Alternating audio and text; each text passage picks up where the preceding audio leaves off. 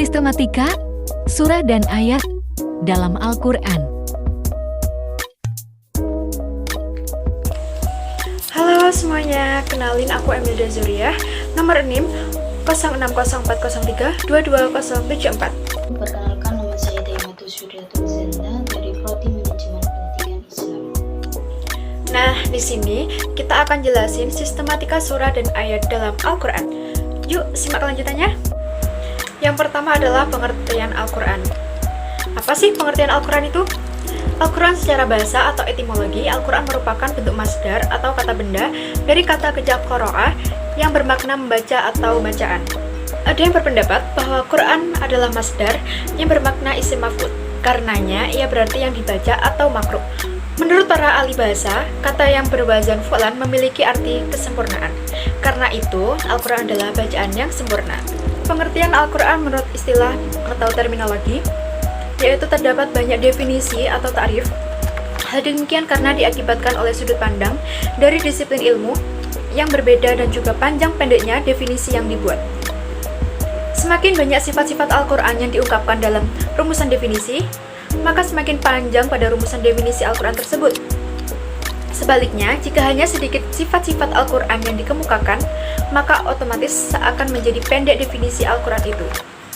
Nah, sekarang adalah pengertian surat dalam Al-Quran. Kalian tahu tidak?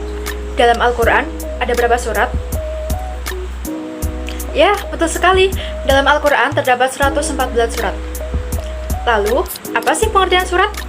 Surat menurut bahasa artinya mulia atau derajat atau tingkat dari sebuah bangunan. Surat disebutnya dalam bagian Al-Quran ini menunjukkan karena kemuliaannya. Maka, jika diibaratkan Al-Quran ini adalah sebuah bangunan, maka surat itu adalah tingkat-tingkatnya. Surat juga diartikan sesuatu yang sempurna atau lengkap dalam KBBI. Surat juga diartikan sebagai bagian atau bab dalam Al-Quran. Kalian tahu tidak? Pada umumnya, surat-surat dalam Al-Quran hanya mempunyai satu nama saja. Tetapi ada beberapa surat yang mempunyai dua buah nama atau lebih, seperti Al-Baro'ah, Al-Fadilah, dan Al-Hafizah. So, kata-kata yang dipakai untuk menjadi nama surat-surat tersebut antara lain yang pertama, diambil dari luar surat. Artinya, kata yang dipakai untuk menjadi nama surat tidak terdapat di dalam ayat-ayat dari surat bersangkutan.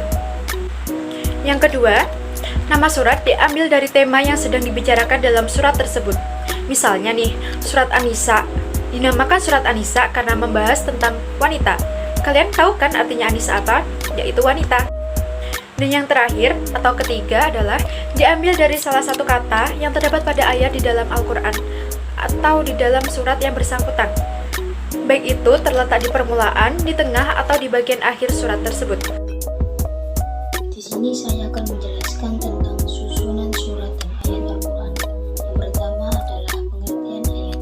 Pengertian ayat dibagi menjadi dua, yaitu secara bahasa atau etimologi dan secara istilah atau terminologi.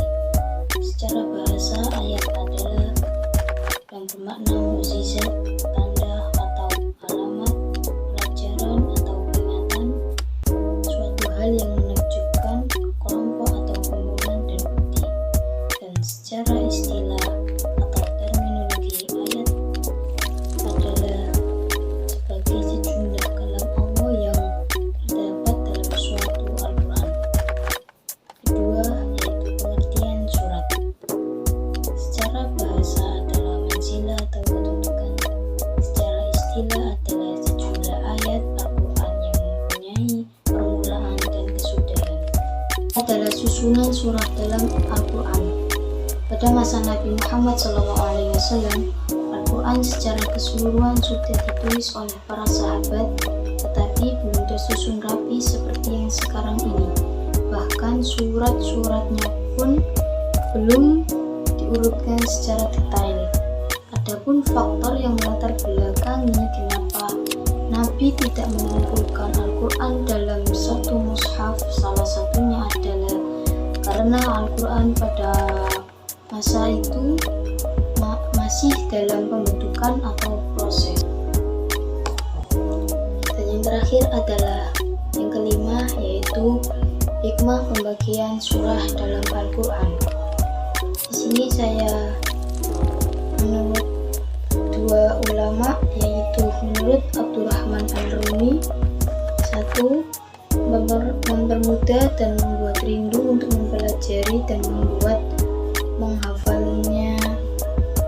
mengingatnya. Yang kedua, ada penunjukan terhadap tema, pembahasan surat dan tujuan-tujuannya. Yang ketiga, yaitu sebagai perhatian bahwa saat surah yang panjang maupun yang pendek tetap sebagai i'jaz atau mukjizat dan tuntunan kepada yang lain.